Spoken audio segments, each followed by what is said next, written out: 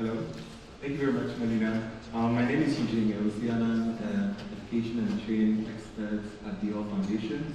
So I'm a writer, I'm a critical storyteller, so I have a script, and I engage you to think along with me.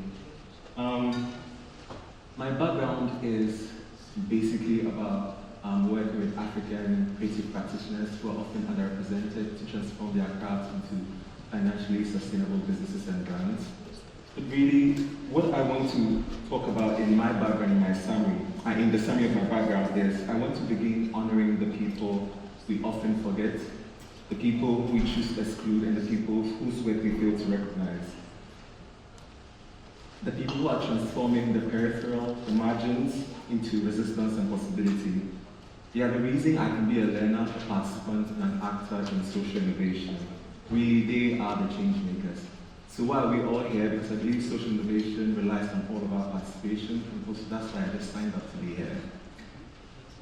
Now, if we must define social innovation, we must get three things right. The first is regrowth. Regrowth through collective resistance of structural violence, manifesting in environmental, economic, social, political, and knowledge injustices, colonialism, capitalism, and destruction. The second thing is redistribution of the power of thinking to center the culturally competent creativity, ingenuity, climate responsiveness of people who are actively healing systems or part of systems that have been broken or dispossessed by these structural violences.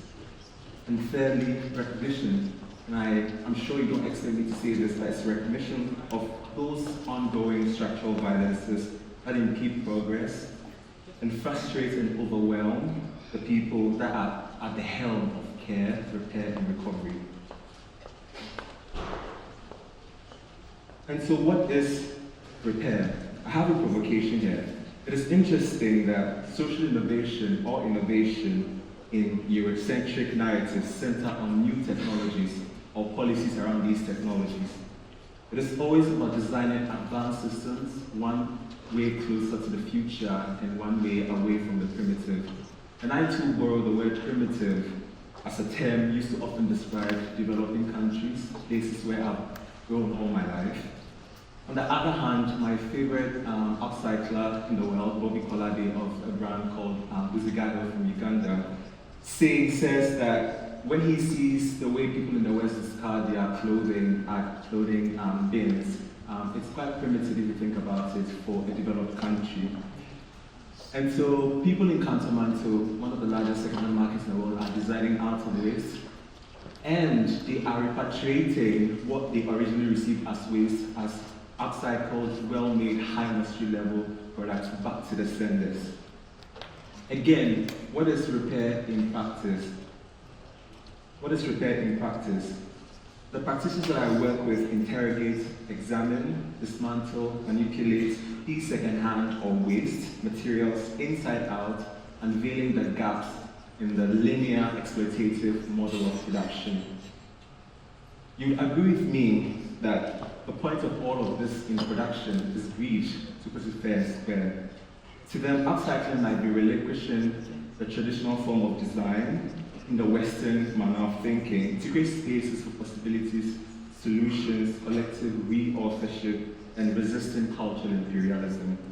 Finally, the last provocation I want to leave you with is when people see destruction, they often see, most of us see community, we see a hope, we try to find hope, to find a way to restore what has been broken. Unfortunately and sadly, there are people who see the same form of destruction and see an opportunity to exploit.